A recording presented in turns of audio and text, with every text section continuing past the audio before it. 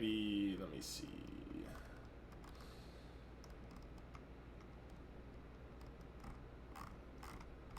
That's good.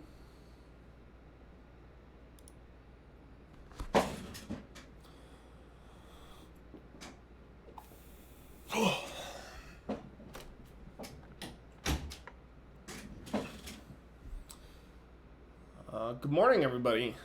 Is there people in the chat? I guess I could go check myself. Let me go see.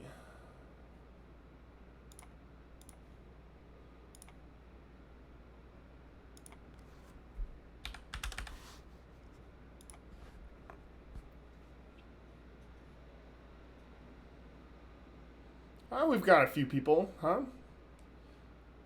Hello, hello.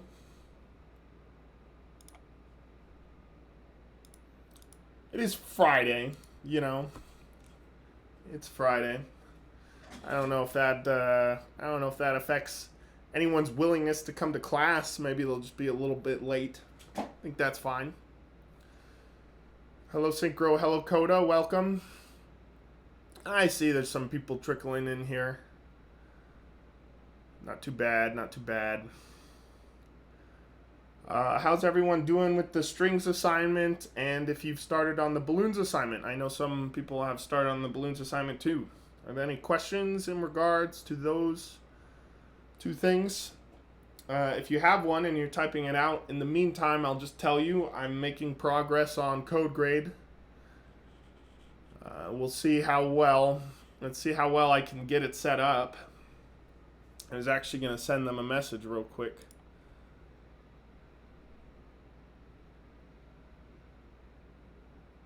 Let's see. Operations.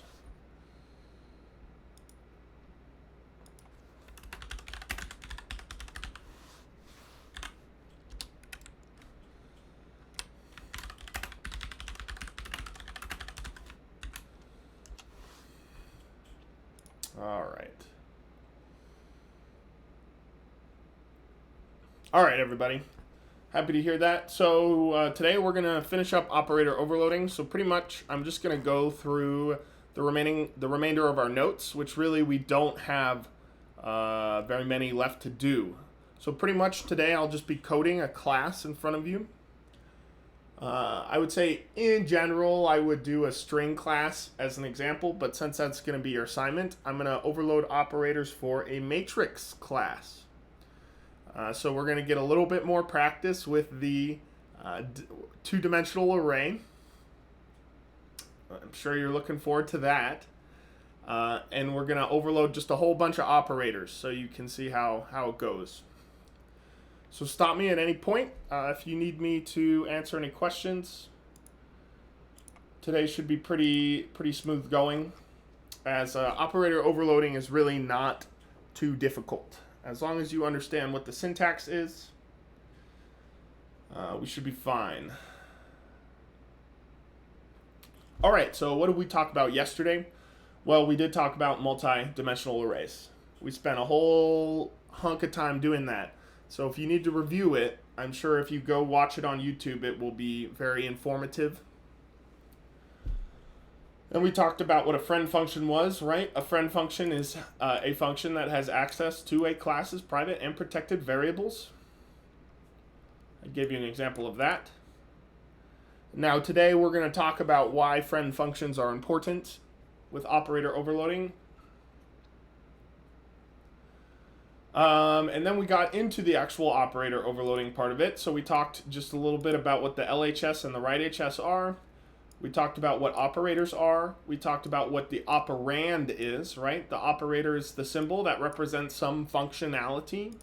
And the operand is whatever the operator is operating on. The operand is whatever is provided to the operator to work with. So we gave some example here with the assignment operator. A is equal to B. The operator is the equality symbol, the equal symbol. And then A and B are the operands. I provided a link for you where you can go see every C++ operator there is. And then I've provided you an example of every operator that cannot be overloaded in C++. So you're welcome to overload any of the operators on that list except for these 5. And I gave you an example of what an operator overload is, right? You've used concatenation before with the string. You've also made a concatenation function for your string, except whatever that function is basically is put inside of this plus sign. So that concatenation code that we did yesterday, I think it was yesterday, or maybe 2 days ago. That concatenation code we did 2 days ago, that is packaged in the string class inside this little plus sign. So they've overloaded the plus sign for this string class to do concatenation. So what are the requirements for overloading any operator? Well, we need a class and we need a C++ specified operator. We cannot make our own operators, right? You remember that? Because we're not going to confuse the compiler by adding more symbols. Let's say we made an operator called A. Now the compiler might confuse that. Is that a variable name? Is this an operator? Is that a function name? What the heck is that thing? So that's why we cannot make our own operators. That's why we have to use ones that already exist. And then we talked about some operators that can be members of classes and some operators that can be defined globally or within the outer scope. So let's see here. Did we just get a... It's like we're having a connection issue.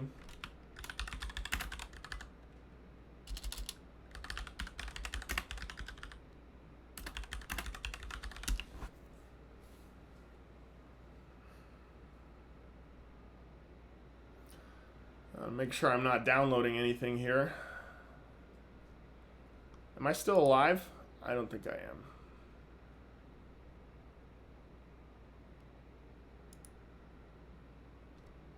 Hey, give me one moment, guys. One moment.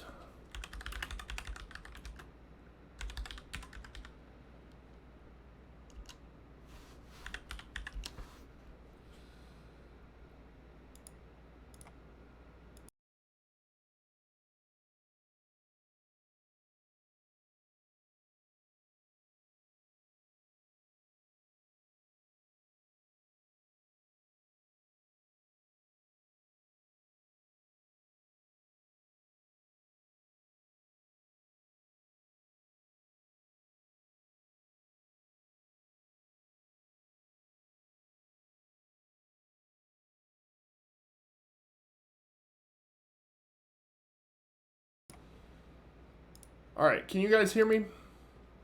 I was just checking in on my internet to make sure it's okay. You guys can hear me okay?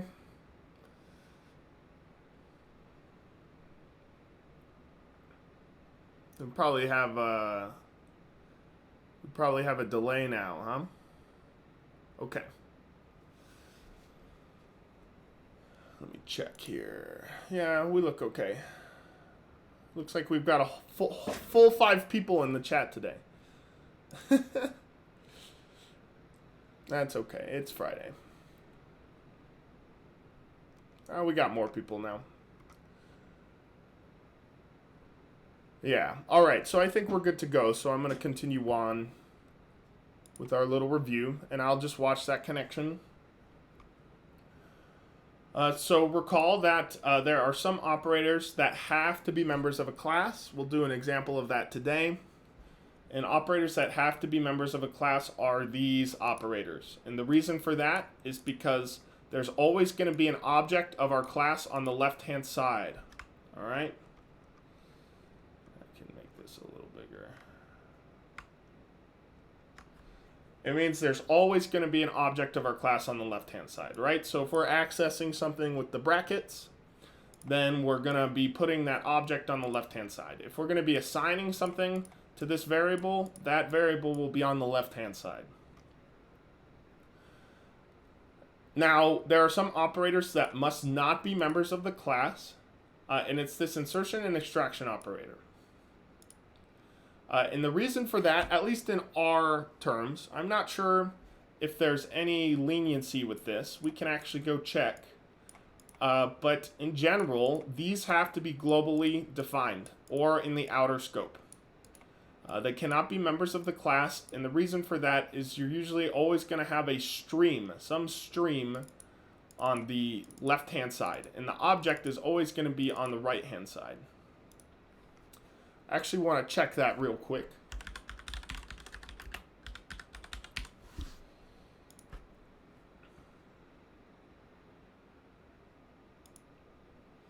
So there's plenty of documentation on the internet for this stuff.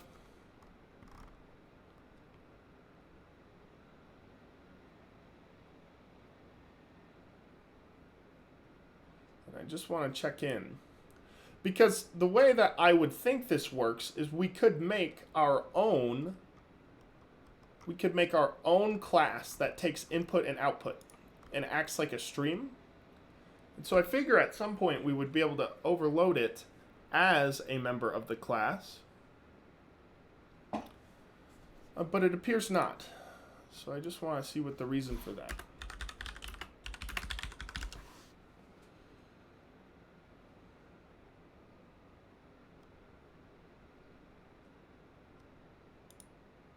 Oh, here we go. We've got a Microsoft document. Nope, they don't say anything about it. So whenever I ask you on the test then, that's what the answer for this is, all right? There's always an object on the right-hand side. Not on the left-hand side, it's always on the right-hand side.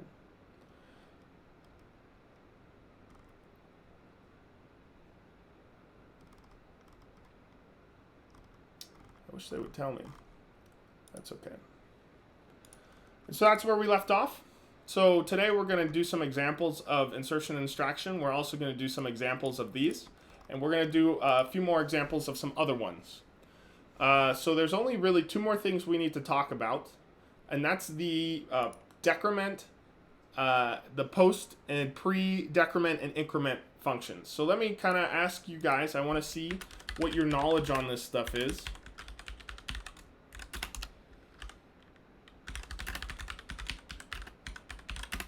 So you guys should, maybe not, but I think you guys should know from CS 135 what these do. And if you don't, that's fine. We'll just talk about them today anyway. But let's say I have an int x is equal to 5. And so I want you guys to tell me in order what the cout statements look like.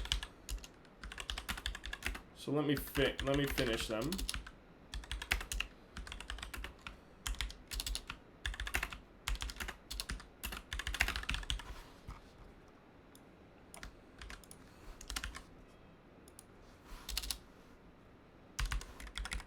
Seems Patty wants to come in here and hang out. So I'm going to open the door there.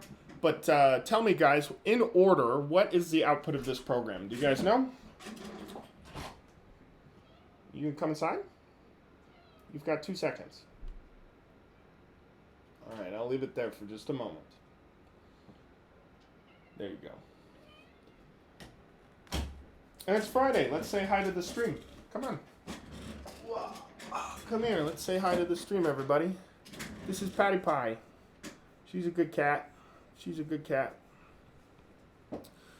So, attacker says 567765. So let's see if that's correct. So, this is definitely going to be 5 here. You're in the way. You got to get out of here now. So this is definitely 5. And then it incremented, right? So it's 6. Is a cat tail? Get out of here, you silly cat.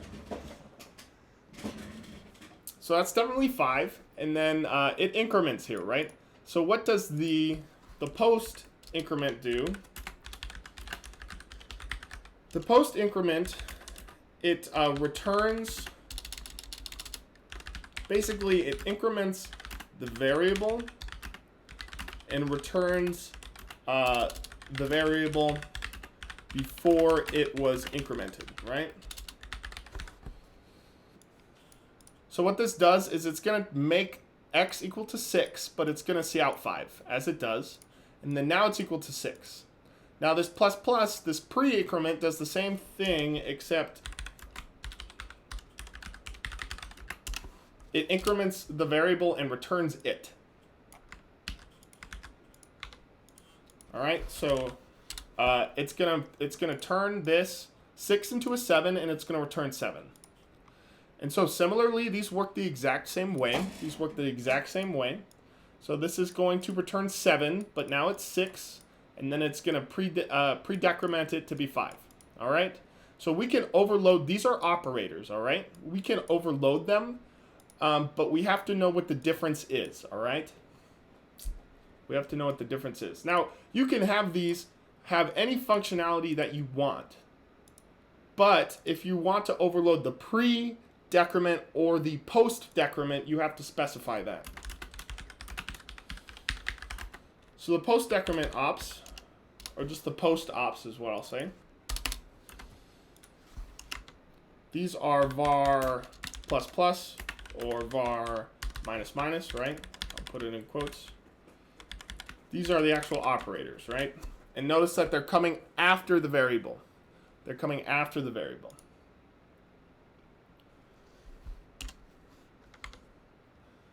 And so if we're going to overload that, let's see what I got. If we're going to overload that, this takes something called a dummy int parameter. And the pre-ops don't take it at all. All right, get out of here. You are being super annoying today. There you go.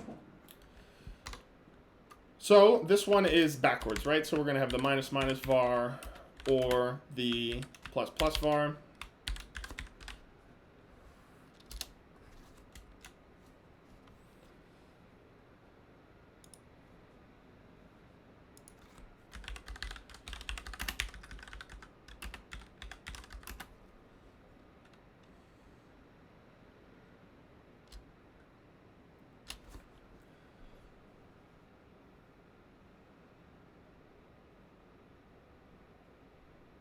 Yeah, I see that we're having some connection problems today.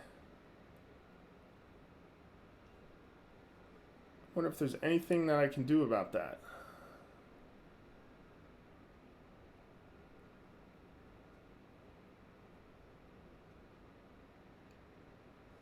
All right. Yeah, please refresh if you need. Looks like we're having a slow day today.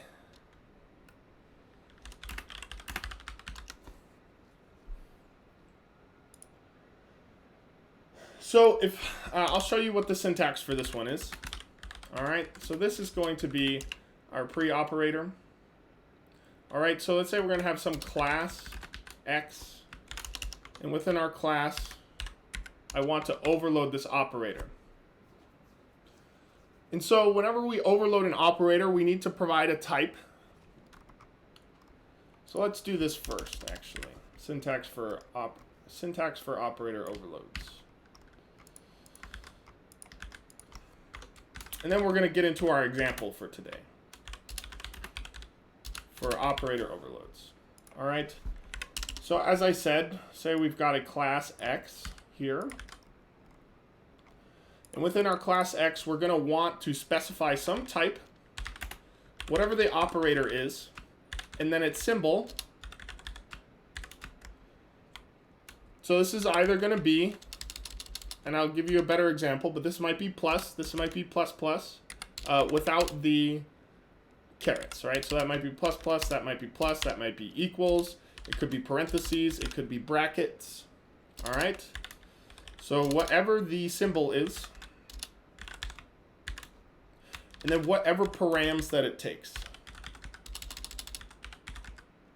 Whatever parameters that it takes. So an example of that might be if we were going to do the addition operator for, say, an int, we might have an int operator plus, and inside here, imagine, we're going to have to do some examples for you guys to kind of understand how this works, because it will be different if it's a member of the class or if it's globally defined. So imagine we're doing x plus, say, an int. In this case, the parameter will only be an integer. And the reason for that is because we have access to x. to x in here, right? So you guys hopefully understand that this is a member of the class, right? This is our class here. We'll start doing it on the VS Code in just a moment, but this is the class here. And so we have access to x in this body. So if we're going to do x plus int, it kind of will look like this when we call it. It will look like this. X dot operator plus some integer. That's what it looks like roughly if we wanted to call it as a function. Notice that we're invoking the operator from the object. It's coming from the object. So we have access to x in there.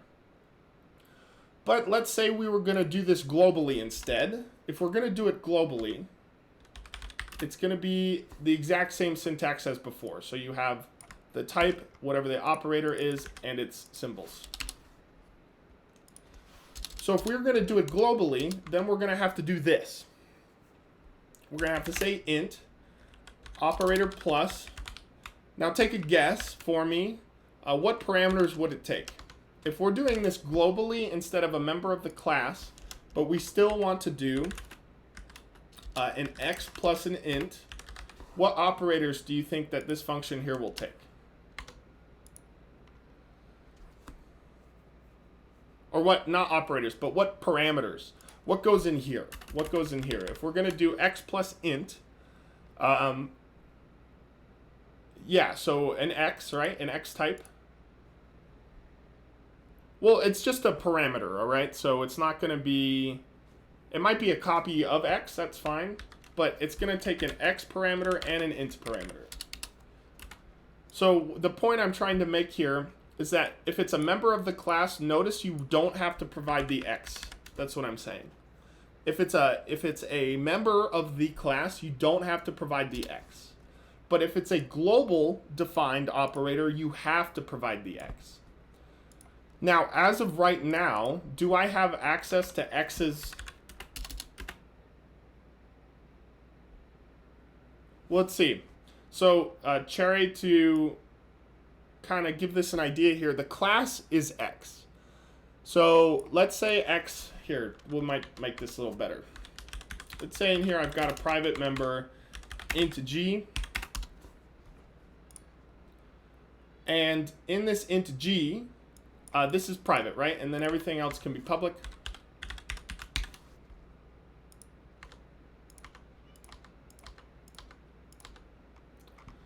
So in here, do we have access? Do we have access in this global operator overload? Do we have access to say if this is x obj and this is int maybe h? Do we have access to obj.g? What do you guys think? Do we have access to obj.g? Remember, it's private up here. You say no, right?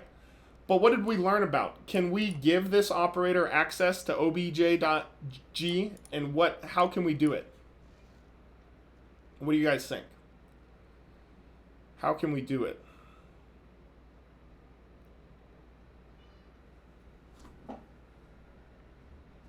All right.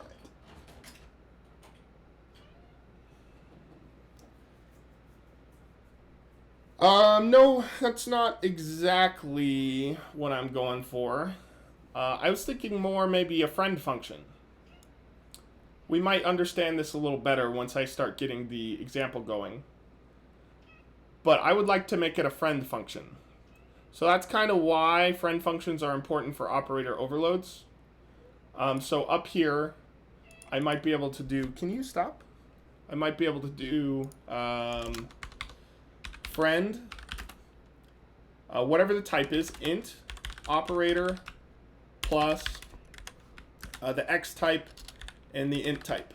All right, and so now that we've made it a friend function, it will have access to that stuff. So I'm just going to include some syntax for this plus plus and this minus minus here. And then we're going to go ahead and get started with the example, because I think that's really going to start clearing some things up for everybody. Especially so you can see the colors. I'm sure this standard coding on a notepad is not fun to watch. I just want to make sure we get it in the notes. So if we're going to do the pre-operator, it looks like this, whatever the type is, the operator, and then it either plus plus or minus minus. And then in here, nothing.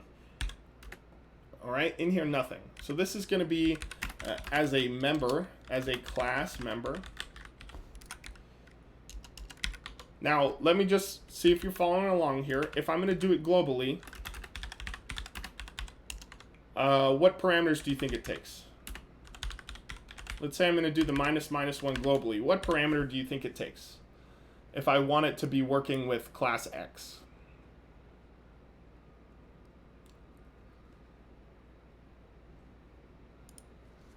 And I might even in here. Yeah, well, so we'll just say X.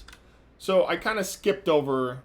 So Synchro and Cherry, I'm sorry that I was confusing you. But I kind of skipped away from this one. Now we're going to do the plus plus or the minus minus, which is actually a unary operator, meaning it only takes one op, right? Unary means one operand. And so it's only going to take X, right? Because we're going to do something like X plus plus or plus plus X. All right? So in here, it's actually not going to take any parameters. In here, it's going to take an X. And if I want to give access to those private members, I'll say friend, whatever the type is, operator, minus minus, and then the type.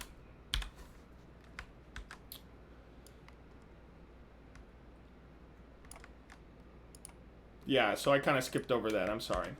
So now we're going to do the post ops. The post ops are exactly the same, except they're taking a dummy int parameter.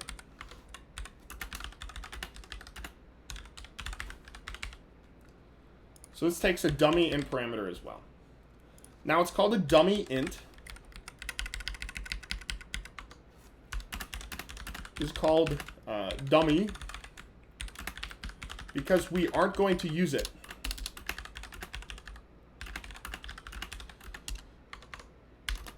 It is only there to tell the compiler the difference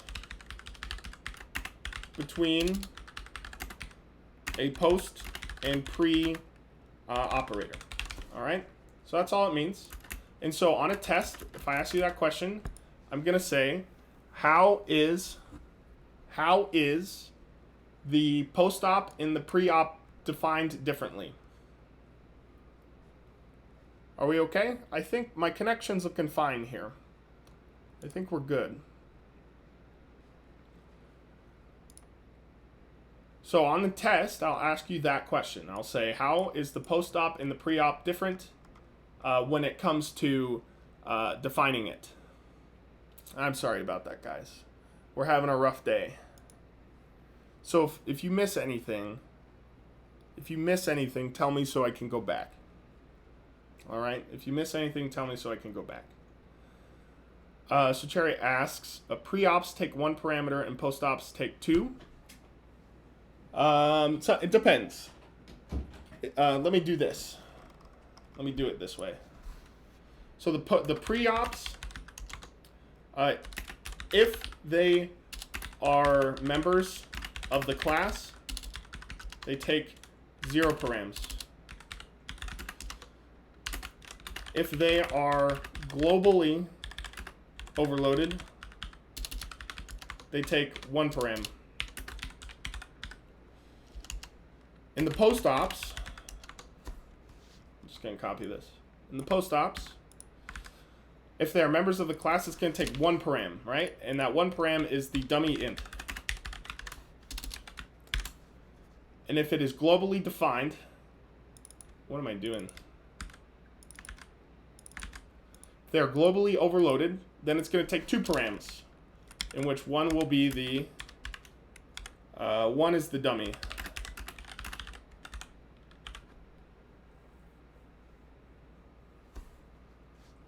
So Synchro, maybe you could tell me at what part you're missing. I am going to pull open the example now. So we're just going to kind of see it in action with the pretty colors. Cherry, did this answer your question? And I'm going to do all of these for the matrix class, all right? So we're going to see every single one of these as an example. Post always has a dummy. Yeah, that's it. That's the way to, that's the best way to say. All right. So let's get started. Today we're going to do a matrix class, all right? As I said. So our matrix class is going to have, we're just going to make it an int. It'll be a double pointer matrix, all right? And it's going to have an int height.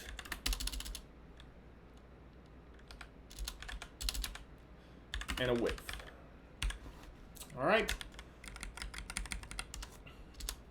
So in the public for our matrix class, I'm going to first probably give this a name. And now I'm going to give it a default constructor. In our default constructor, we're going to go ahead and initialize these things. Let's make this matrix equal to null pointer. Let's make the height equal to 0. And let's make the width equal to 0. All right, and then I'm just going to give it a little body here. This body is there because we're not going to put anything in it, right? We already did this part, so actually nothing is going to happen in the body. So I'm going to leave it here as this little nub at the end. If it makes you more comfortable, I could do it that way, in which we're not going to do anything in there.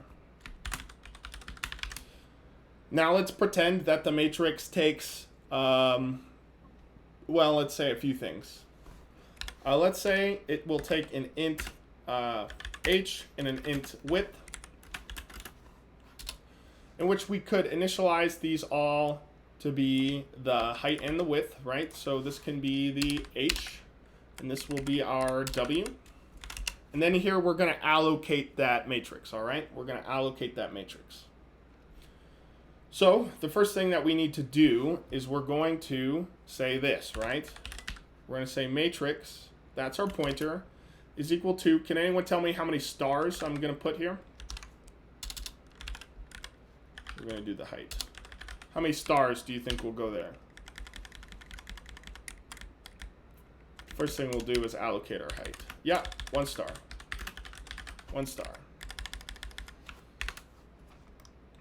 First thing we'll do is allocate the height. Now that should work. I'm not sure why you're mad at me. Probably because I have to do new. Next, we'll do for int I is equal to 0. I is less than our height. I plus plus. We'll go in there. We'll pull open our matrix. We'll say, hey, at this pointer in our array, we're going to assign a new int width. And then actually at this point we're done, except I'm going to do one more little part. J is less than our width. J plus plus. I would like to initialize these values to be 0. All right. I'd like to initialize those values to be 0. Now, just to make sure you're not confused, notice we're doing the double pointer here and not the triple pointer. All right, so matrix ij is actually an int. It's not a pointer to an int. It's a little bit different than your assignment.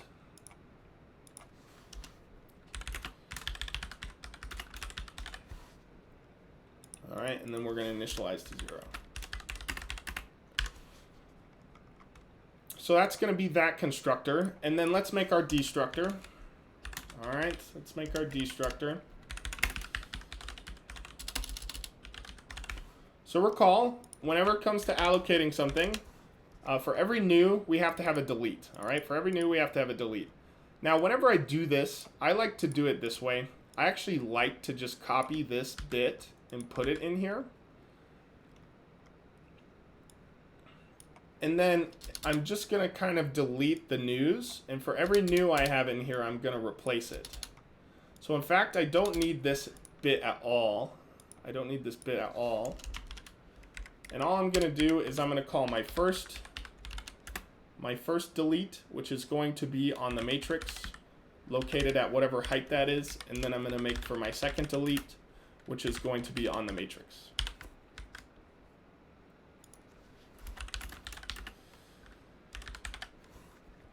All right, and then this is the height part. All right, so that's everything. That's everything we've got. So we're going to start doing some operator overloads. We're going to do a whole bunch of them today. So the first thing that we'll start with actually is I would like to make sure that we're going to print the class.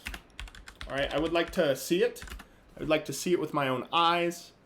So I know that we're working this properly. We're working this thing properly. So if I'm here in main and I say, let's make a matrix, and I want it to be my mat, and let's say it's going to be a 3-3. All right, that's going to be our 3x3 matrix. And I want to see it. And so when I do this, I know you guys have tried this before. Why doesn't this work?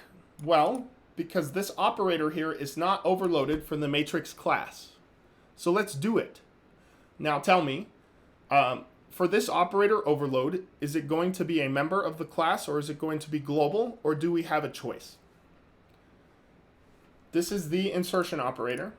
For the insertion operator, is it going to be global, a member of the class, or do we have a choice? Attacker says global. I think that's correct, right? Anyone disagree with that? This has to be global. And the reason for that is because the cout is on the left-hand side. The cout is on the left-hand side. This is on the right-hand side. So we cannot call it like this, right? We can never do this. We can never go mymat.operator that and then pass in the cout. It doesn't work that way. More so, it looks like cout.operator this my mat. It's kind of what we're calling it.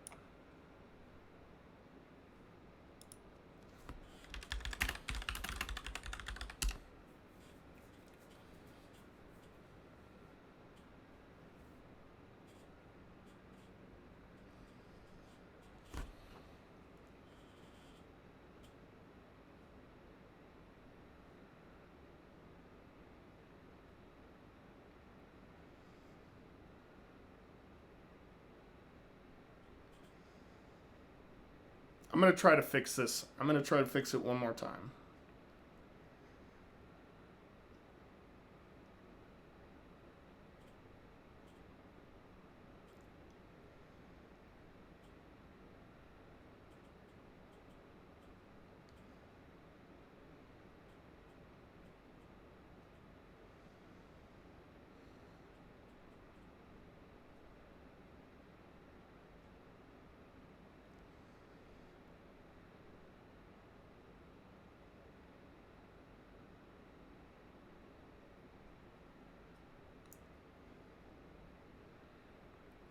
All right.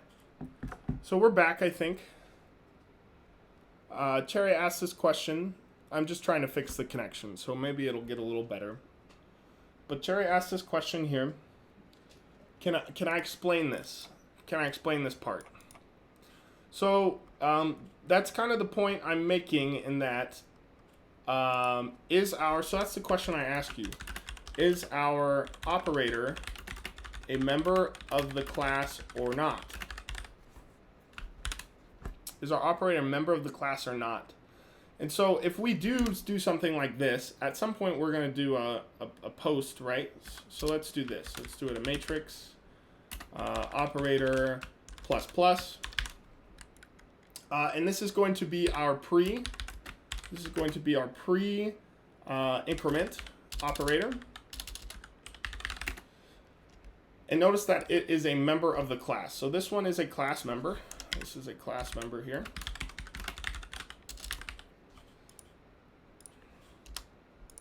And then if I make the global one down here, I'm going to have a matrix operator. Now this one is going to be the post decrement. This is the post, not decrement, but increment. And so what this is going to take is not only the dummy int parameter, but it is also going to take a matrix M. All right, so this one happens to be a global operator overload.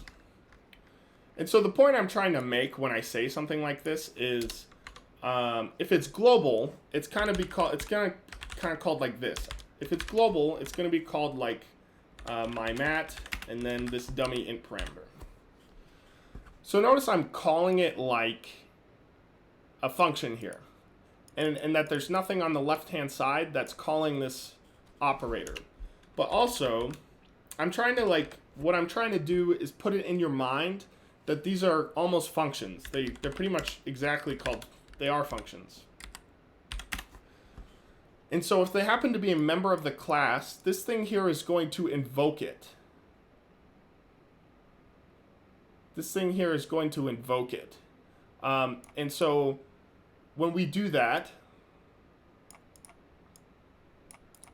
we need the object, right? So this operator up here is the class member. And so we can actually call it like this.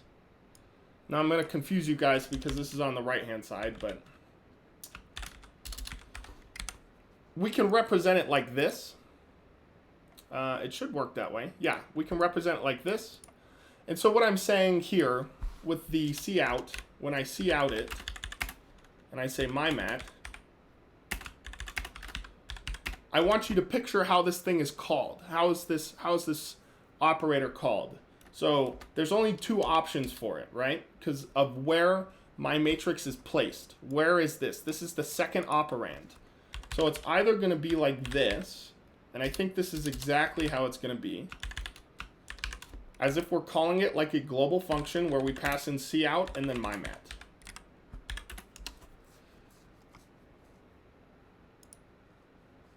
We might even have to scope resolution it. I'm not sure if it allows that. But that's kind of how we're calling it, right? And so I'm imagining that every time I'm saying, is this operator a member of our class? And if so, how could I picture it as a function? Well, if I say this, my mat operator,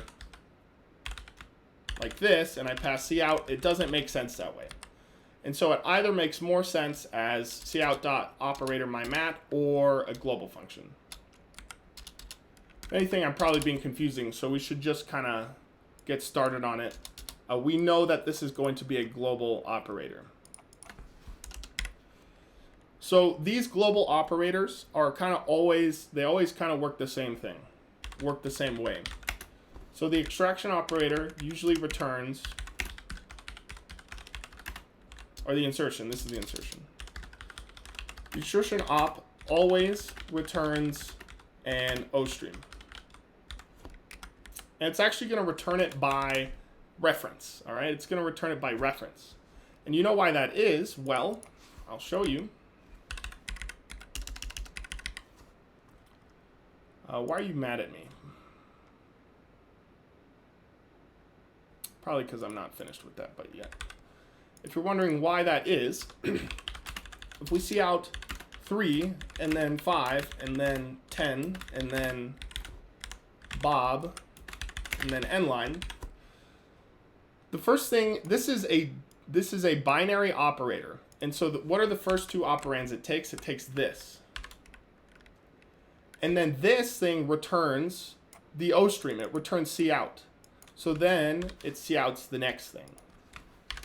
So this operator is working with whatever this one returned. This is the OStream. And so then this operand goes, right? And so it will cout the 10. And then this whole operation returns cout. And so that's why this thing will return a cout. And we're going to take an operator. Oh, we had a little bit bad connection there.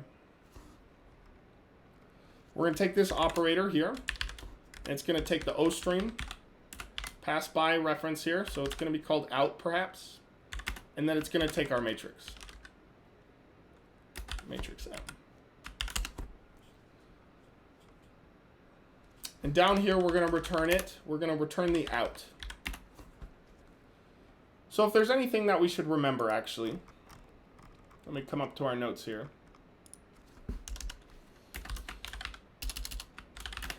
The insertion operator should always return an OStream and.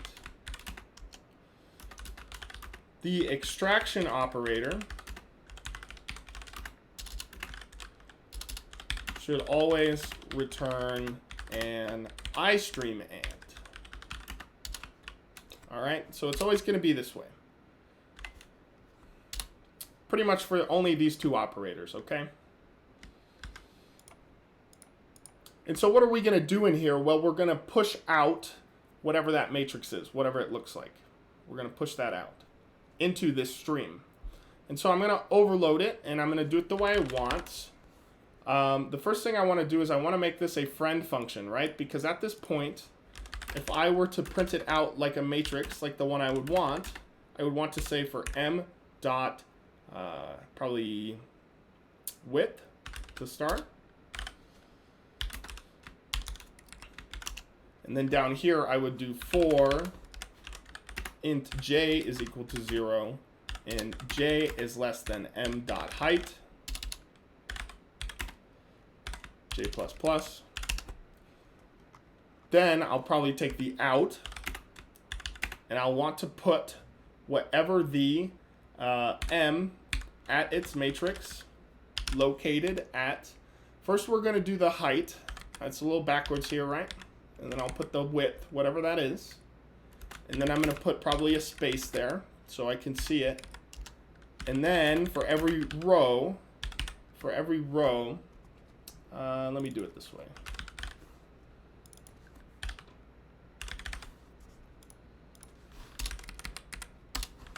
Yeah, I got a little backwards there.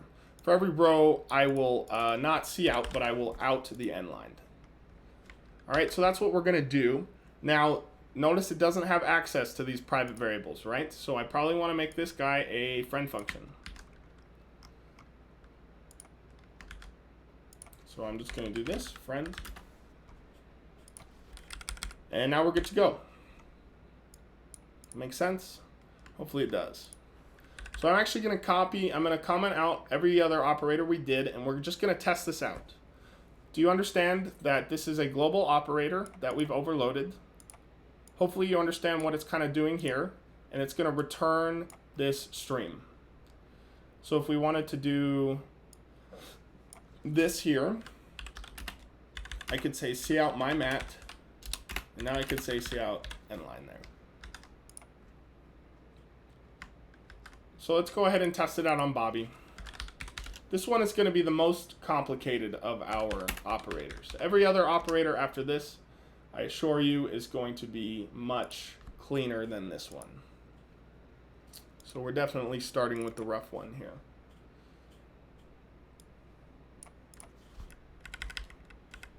And I'll make this bigger in just a moment.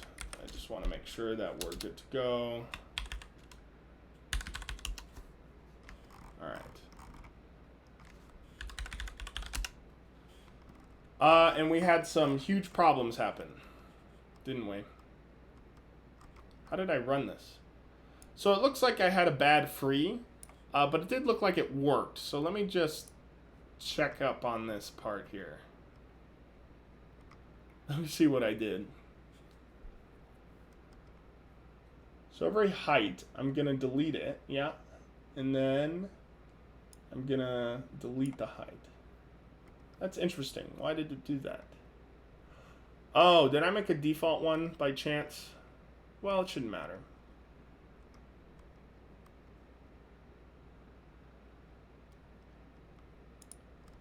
Why did you do this to me? Huh? Why did you do that? Invalid pointer. Let me see what the valgrind says. It's telling me that I'm freeing something that was already... Oh, I know what's going on. It's telling me that I am freeing something that's already been deleted. This is telling me that I'm deleting something that's already been deleted. So you see what this does? I want to see if you guys know what happened. I'm highlighting exactly what happened here. Can anyone identify the source of this problem?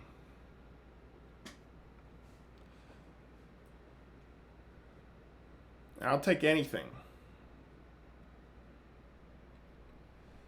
And I'll give you just a moment because this one is pretty difficult to follow, but I did figure it out. And I know that's just me. So, do you remember, class, what's most important when we use a class that has a pointer? Can you tell me what that one is? Whenever we have a class, yeah, cherry's on the right path there. What's most important when we have a pointer in a class? What's the most important thing? I kind of skipped over it, didn't I?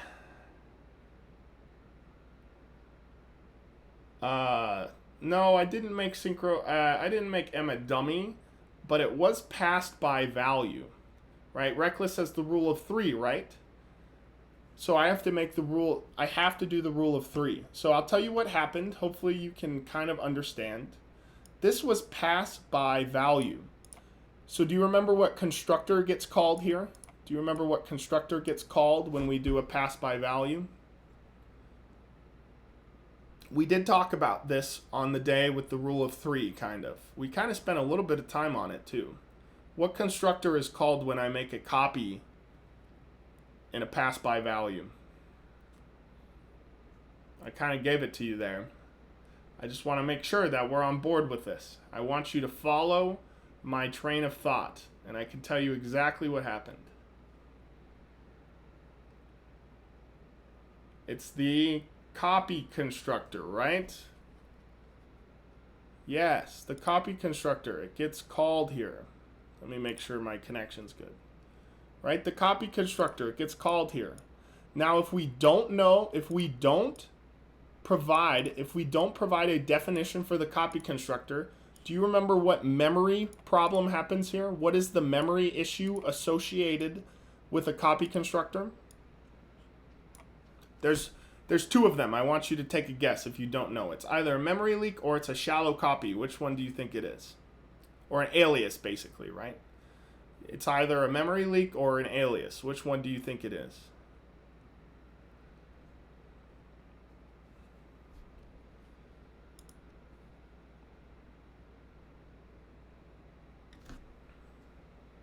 It aliases it, right? In the copy constructor, here's basically what it does. We're going to provide a definition for it now. So fun that this happened. We're going to make a copy constructor real quick. But I'll show you kind of what it does here. Let me do this. So our copy constructor is like this, and it takes a constant matrix by reference copy. And in here, basically, here's what it does. It says copy, it says width is equal to the copy dot width. It says height is equal to the copy dot height. And then it says matrix is equal to the copy dot matrix. This is a shallow copy. This is also an alias, right? It's made an alias. So now guess what? Yes, attacker, you followed it exactly, right? So it makes a shallow copy of this matrix. And so then this goes out of scope, right? Where does this M go out of scope? It goes out of scope down here, right? And so what happens? The pass by value matrix destructor is called. So what happens in the destructor? It gets all deleted. And since it made a shallow copy, it deleted the original matrix. So at the moment it comes out of here, my mat's pointer is completely deallocated. And then down here, what happens? Destructor is called again. Destructor is called again. And so then it tries to delete the pointer again. Does that answer your question? And does anyone follow what happened? I mean, I know attacker got it, right? Can you guys tell me that that made sense, what happened there? It made a shallow copy. And then 2 destructors were called, and then that's why we see this invalid free here. We also see the invalid read, which that happens in the destructor. So tell me if I need to spend some more time on that, but let's just go ahead and make a copy of it real quick, all right? I'm going to fix this issue right now. There's two ways we could fix it. For one, I could do this. I could do this. This will definitely fix our problem. If I pass it by reference, which is probably fine, especially if I make it constant, that's probably fine. So that will fix it, but let's also just make sure that our copy constructor is working the way we want it to. So I'm going to do that. I'm going to do that. And then in here, I'm just going to say matrix, or rather the copy dot matrix. All right. So this copy constructor should be working now. Actually, you guys want to know a fun little tip? I think you do. So let's do the fun little tip. So we're going to do another operator overload. What's the only operator associated in the rule of 3? You guys remember that one? What's that operator? What's the operator associated with our rule of 3?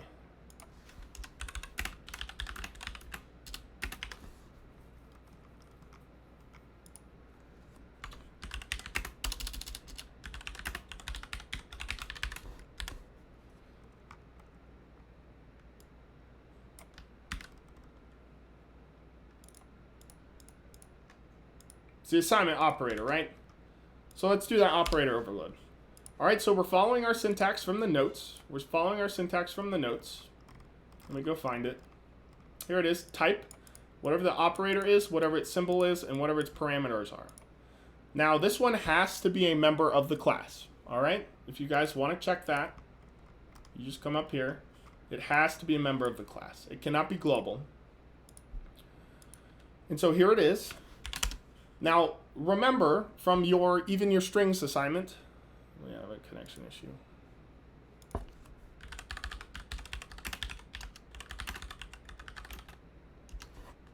I'll wait.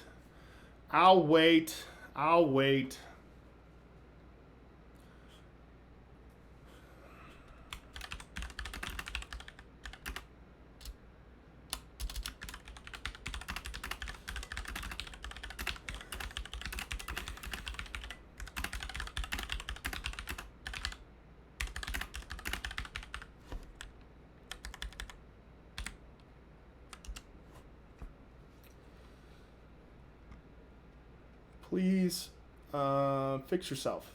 I'd really love it if you could do that.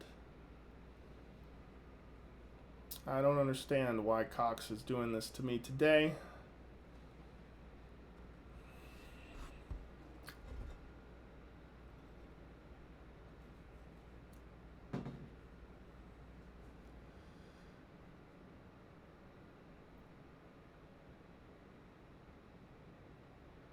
I don't think I'm connected to anything. Let me see. I don't think I'm connected to anything bad.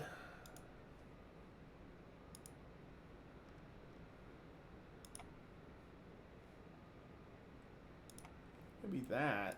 No. All right, looks like we're back. All right, we should be good now. Yeah. I'm seeing green connection on my side, so we should be okay at this point. Yeah. All right, thank you. Thank you for hanging in there. So now we're back. We're live. Hopefully it will be fixed on Wednesday. And I'll say if this problem persists, we'll switch. We'll probably go to something like WebEx, but I would like to avoid that as much as I can. Should be okay on Monday, though. Anyway, coming back to this operator, has to be a member of the class, and we're going to make a copy. And if you remember from your strings assignment, it's pretty much the exact same thing as the copy constructor. Or the copy constructor is the exact same thing as the assignment operator. Do you remember what the only difference between these things are? What's the main thing that we need to look out for when it comes to the assignment operator and the copy constructor? What's the only difference that we have to remember?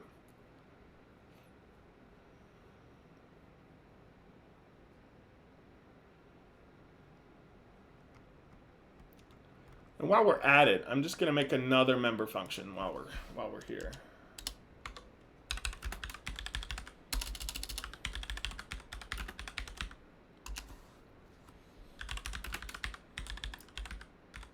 What's the difference between a constructor and any member function? Well, yeah, so the equals and the copy constructor, they're called differently, but what's the difference between that? When is a constructor called and when is the assignment operator called? What's the difference there? When does that happen?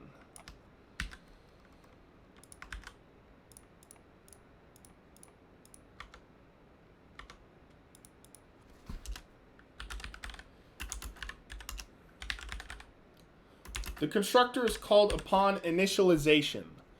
So when you're in the assignment operator, the object is already alive. This is already alive. Right, exactly. Attacker's completely on board with that.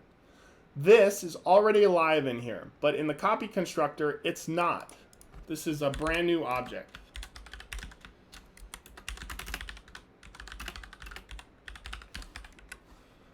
And so in the assignment operator, we actually need to deallocate whatever memory we had before, right? We have to deallocate whatever memory was there before. Deallocate the old mem. So while I was waiting for that, notice that I kind of moved my destructor over here. I made a fun little function called deallocate grid. All right. I made a fun little function called deallocate grid. It's doing the exact same delete. And it's resetting the width and the height to 0. I would also like to do this while I'm at it. All right. And so now that I have this fun little function, I can even make it private. Let's make it a private function, since I don't want anyone to call it from public. Here we go. We've got a private little function. I don't think we've ever really seen those before. Not yet. So in the destructor, I'll just call deallocate grid.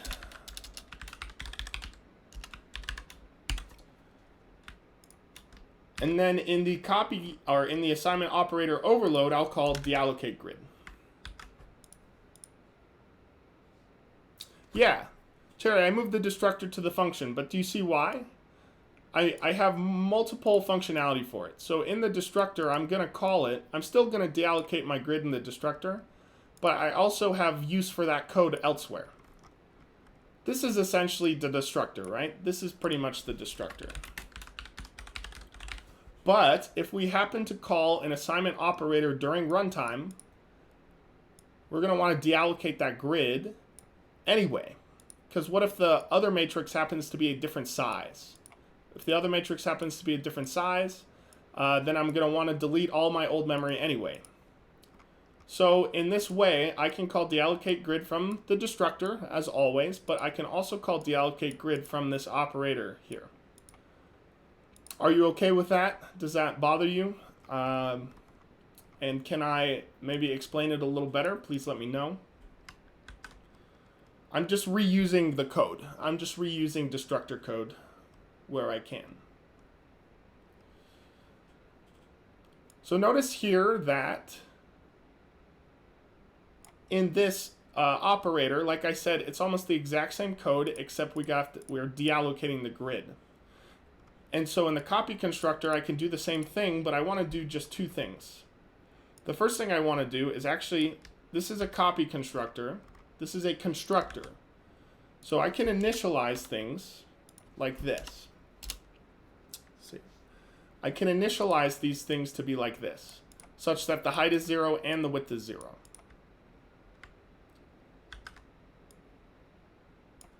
And then tell me, does this line of code make sense to you guys? Can anyone tell me what I'm doing here? This is a fun trick. Can anyone tell me what I did there?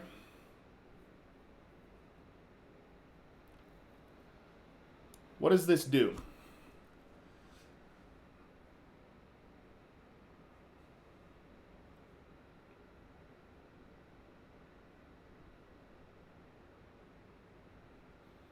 I'm gonna wait on it, right?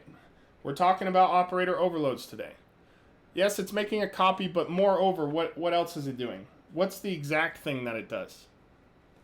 What is this? What is this thing? What is this thing? What is being called at this moment?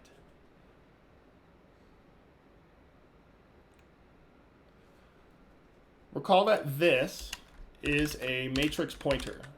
So that's what this is, right? And so if I dereference this, I end up with a matrix object.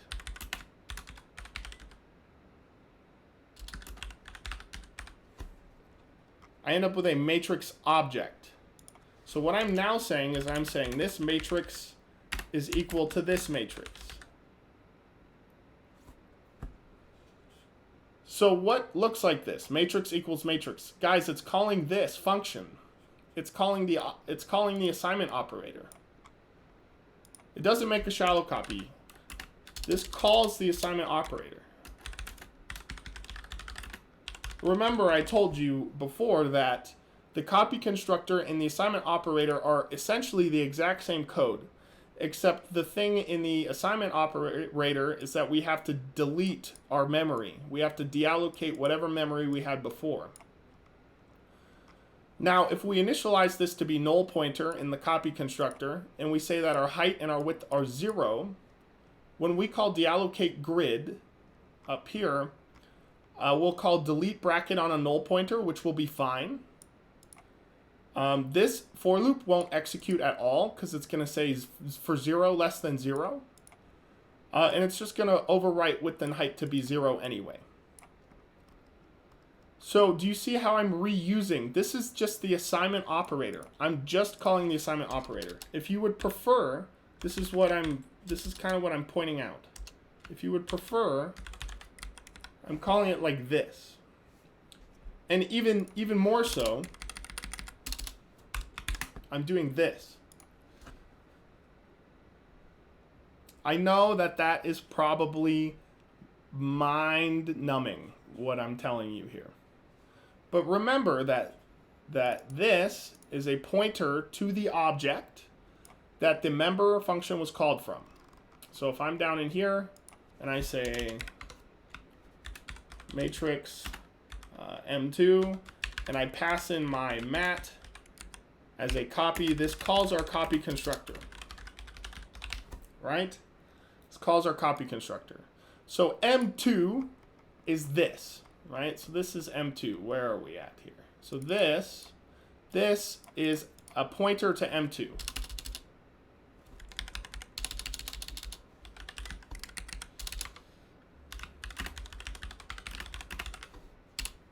And so if I dereference it, we get the M2 object.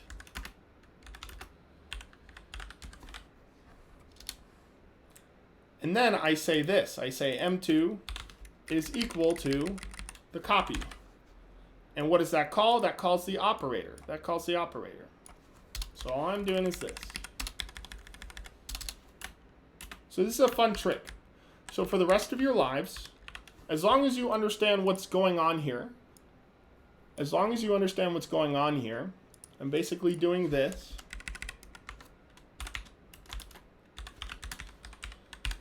As long as you understand what's happening there, for the rest of your life, I'm okay that you put this here. All right, but the most important thing when you do that is you have to initialize these values.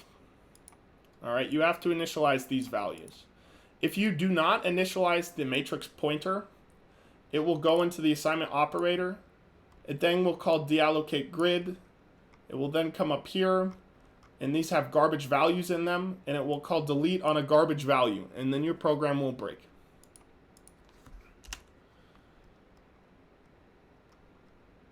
I should probably put that in our notes.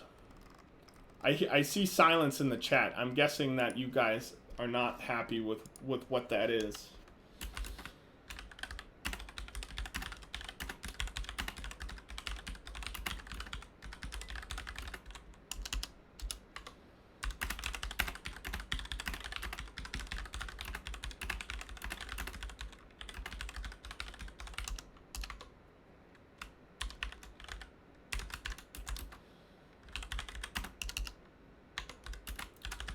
just make sure that you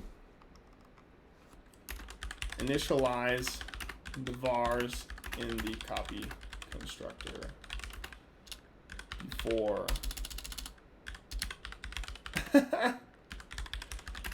calling the assignment operator.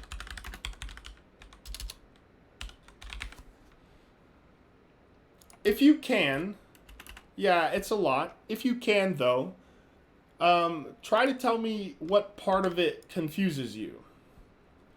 I understand that you'll probably have to rewatch, but if you can, try to describe what part of it will confuse you so I can maybe do my best to explain it.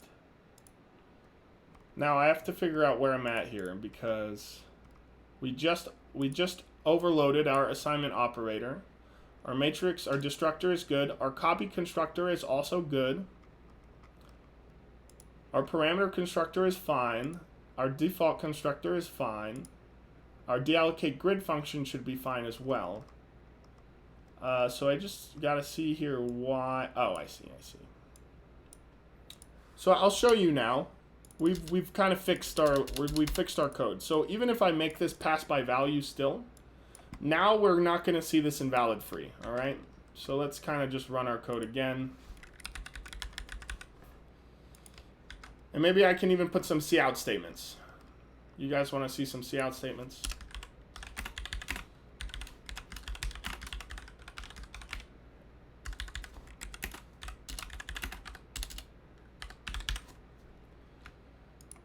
Here's our copy constructor.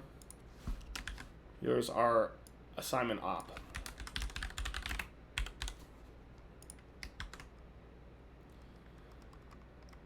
All right, folks, let us run the code and let's go through it just one by one, step by step to see what happens. We may even take some more time on Monday to go over assignment or operator overloads. It does look like we're moving a little slower, especially with my bad stream connection today. We may want to be taking some more time to go over this. All right, so let's kind of talk about what happened here. Let me even put some more print statements. Let's put some more print statements here. I would like this to be the parameter constructor.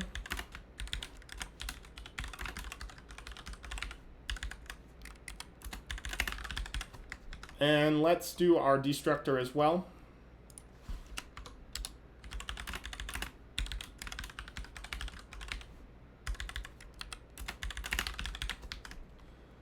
And let's rerun our code and go through it step by step.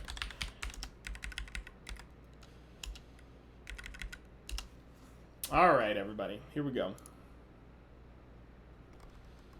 So the very first thing we do in the program is we make a matrix with the parameter constructor, right? So notice that's the very first thing that gets called here, right? We can see that. And so then the very next thing we do is we call this operator.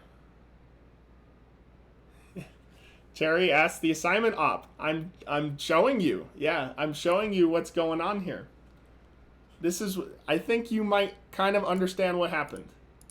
Now, I think the print statements might help us out a little bit here. So the parameter constructor was called, and then what? We called this cout statement, right? So what operator did we look at? We looked at the insertion operator. This is the insertion operator. So let's go find our definition for it. Here it is. What is this? What is this? This is a pass by value, right? This is a pass by value. So what does this do? This makes a copy. M is a copy of the mymat, right? So it passes mymat to this operator. Here it is, and it makes a copy of it. So what does it do then? It calls the copy constructor. So let's go look at the copy constructor. You're okay with that part, right? You understand that this part here, the copy constructor, is being called when it's passed by value. So the copy constructor is called when it's passed by value. Here it is. That's the print statement. And then what do I call here? I just say this, dereferenced. Notice I'm dereferencing it. This is equal to the copy. So I then pass this along to the assignment operator. Right? This is the assignment operator. This is the assignment operator right here. I'm highlighting it. I pass it along here. It says now I'm in the assignment operator. And what does it do? It says I'll deallocate the grid if I can, and then I'll make a deep copy of the parameter. And the copy constructor is calling the assignment operator. That's exactly right. And so then here's what this happens, right? The assignment op happens there. And then we print it out, right? This code is happening here. Where is it? Here it is. This is the out, right? It's happening here. And then guess what? Guess what gets called here?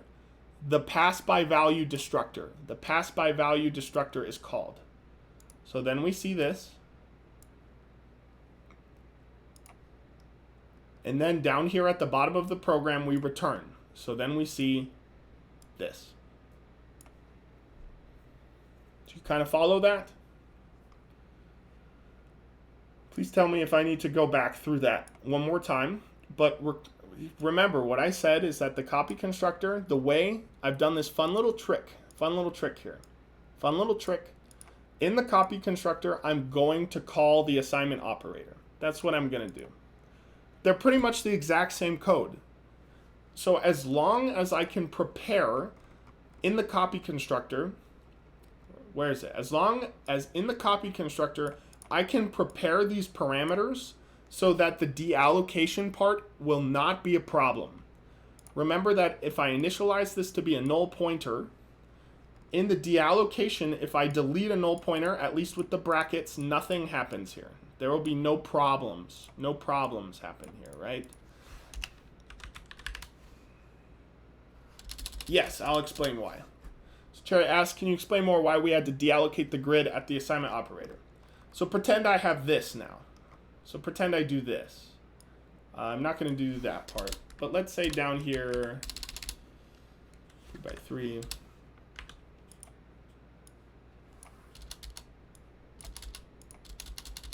So now let's say I say matrix, this mat, how about 4 by 4? It's going to be, maybe a 4 by 8. I don't know, let's make it fun.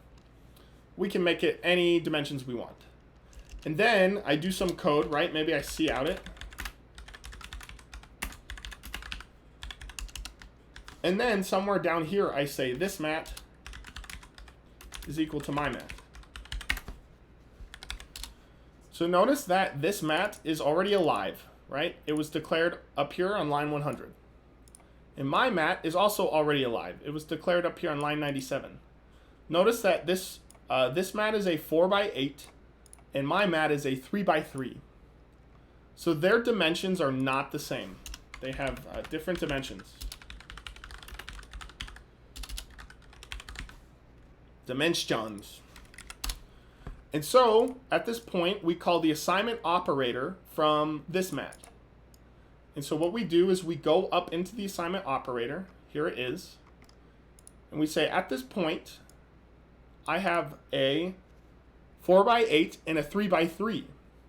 The first thing I have to do is delete my 4 by 8. I have to say goodbye to the 4 by 8. We shouldn't reuse the 4 by 8. At this point, we have to say goodbye, send it back to memory. So notice here, it's actually going to skip the copy constructor. Here, this time the copy constructor will not be called because they're both already alive. They're both alive. They're both alive and kicking.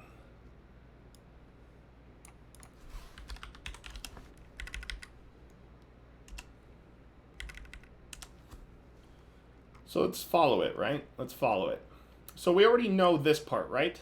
So from here, we create my mat, and then we pass it to the operator, right? We pass it to cout. And so we do copy constructor assignment operator.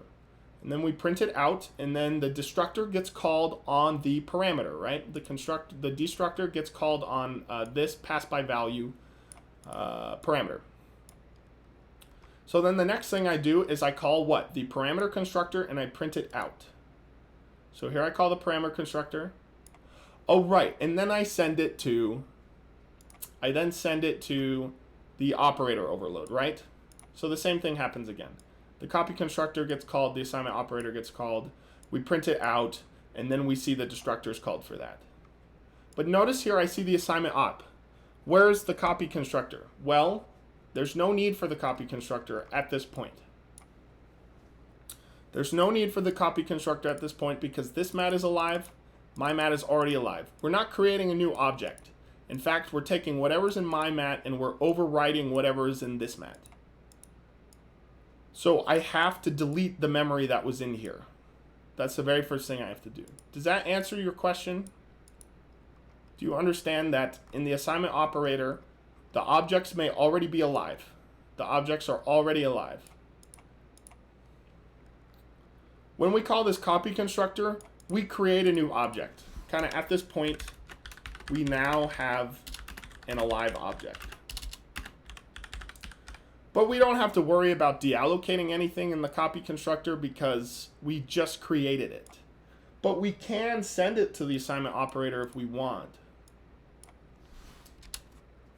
I'm seeing silence from the chat.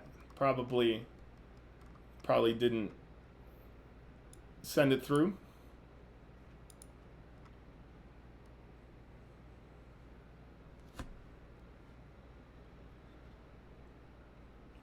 Right.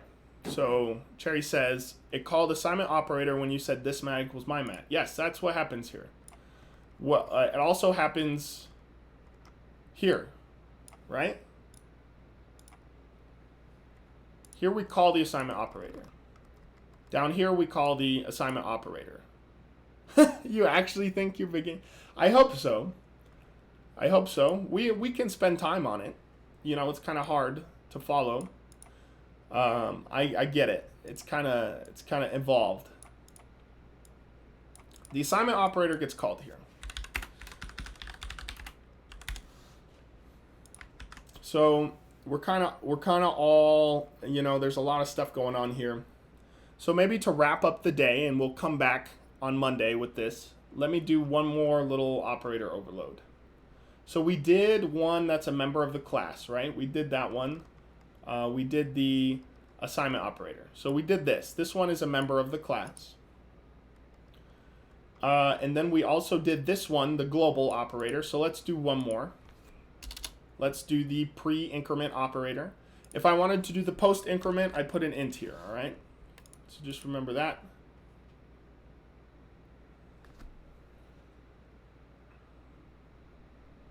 All right, we're going to take a moment.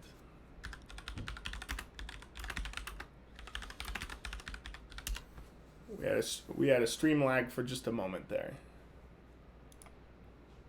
So what I was saying is that this operator here, if we wanted to be the post, I put an int in here.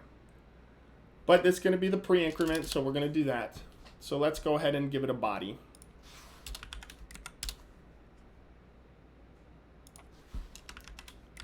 Yeah, I'm sure there's definitely some stream lag. There's definitely some waiting going on. Every time we experience a connection problem, I lose you guys a little more and more. You guys are behind me in time, so I have to be patient and wait. So what does this do? This is going to increment the how about everything in the matrix?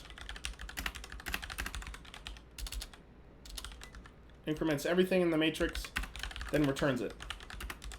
So let's do that. So for int I is equal to 0, I is less than, say, the height, I plus plus.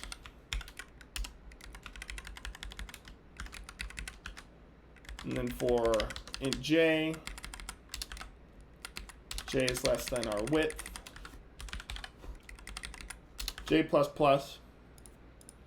Let's say we're going to take whatever the matrix is, located at I, located at j, plus equals 1. Now, some of you might want to do this And that's fine. But just remember that this plus plus, it returns an int. And so to be kind of straightforward, I always do this. Because this operator here, the plus equals operator, it's a void operator. So this whole expression doesn't return something, and that's why I prefer to do it this way. But if you want to plus plus it, that's fine. I mean, I do it up here, right? I'm doing plus plus right there, so. I'm just going to say here we're incrementing by 1. And then we're going to return the object.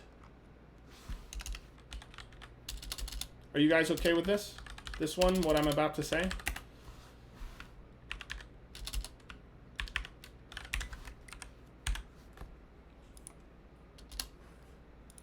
So I went through the whole matrix. I incremented everything by 1. And then what do I do?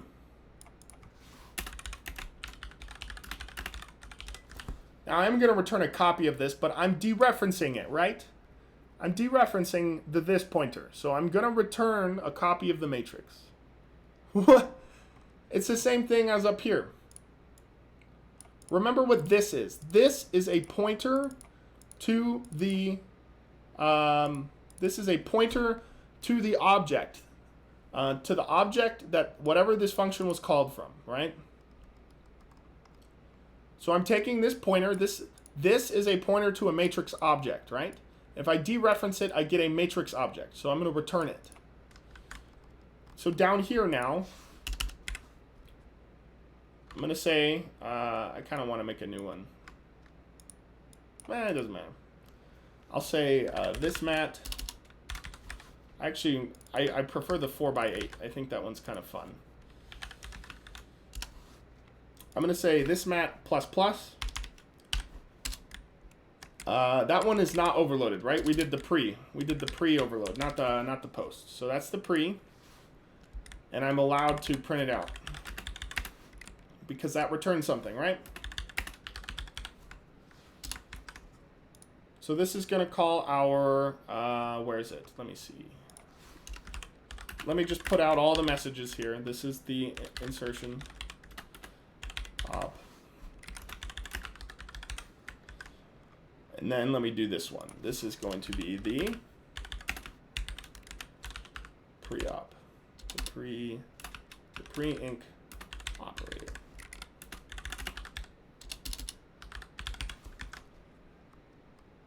Does this bug you, attacker? Please tell me. Does that bug you? Are you upset with me?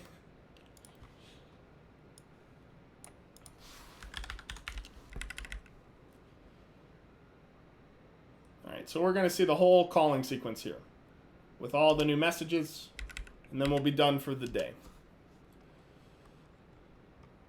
So let's see. Did I not call it? Did I not compile it with that? I thought I put that in there. Oh, it should be there. Yeah, there it is. All right, yeah. All right.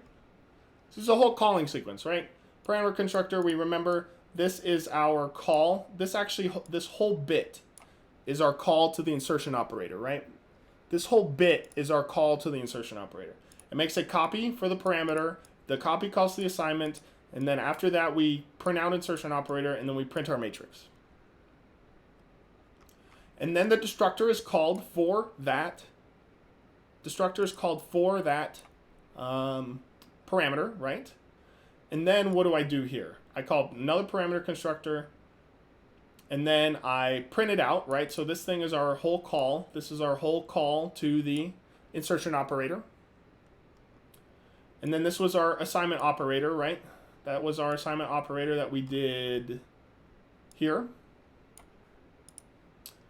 And then notice I called the pre-increment operator. Here it is. And that pre-increment operator is then passed to the insertion operator, right? Which we make a copy, and then the assignment is called, and then we print the insertion. And notice we incremented everything in that matrix by 1. And then a bunch of destructors get called, right? The destructor from the insertion operator, and then the destructor for my mat, and then the destructor for this mat. So I think definitely you should study this code, this little bit of code that we typed today, I'm going to load it onto Web Campus, and I want you to play with it, all right? Definitely try to understand what we did here today, all right? We'll come back on Monday and spend a little bit more time with some different operators because we really didn't get to very many today. But we did have some good examples, right? We had the assignment operator, which is there. We had the pre-increment operator, and we had the insertion operator. So ask me any questions that you need. This assignment won't be ready until Monday, so don't worry about that. Just focus on what you're working with right now. Ask me all the questions you need. This video will go up on YouTube. The code in the notes will go up on Web Campus as always. Jerry asks, the insertion operator earlier is getting printed out, but it's not incrementing. Well, what does the increment? This operator does the increment here, right? So this operator is different from this operator. And you have to remember that this is, it's like there's parentheses going on here. Would you actually, here, I'll show you. Yeah. And if you, I mean, just hang out with me for 1 second because I do want to kind of point it out if you're ever confused. You should be able to come right here.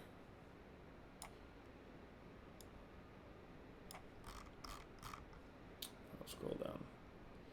Notice that the pluses have a higher precedence than the insertion and the extraction. Well, I think that's them, right? Yeah. So these have a higher precedence, right? And so when we're doing this, this gets called first. This thing is called first. And then we call the insertion operator. But yeah, it looks like you understood that. Whoa. So I hope you guys have a wonderful weekend. Thank you for hanging in there today with me in the bad connection. I'll do my best to alleviate that for Monday. Send me a message if you need. Just know I like to go out dancing at night, so if you're doing it last minute, I might not be able to respond to you, but I will do my best. And that's what I got for you. So once again, have a great weekend. You're free to go. Yeah. Happy Friday.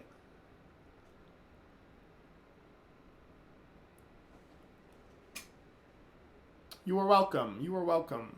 Thank you for coming to the stream today. You are welcome. Thank you for hanging in there. Thank you.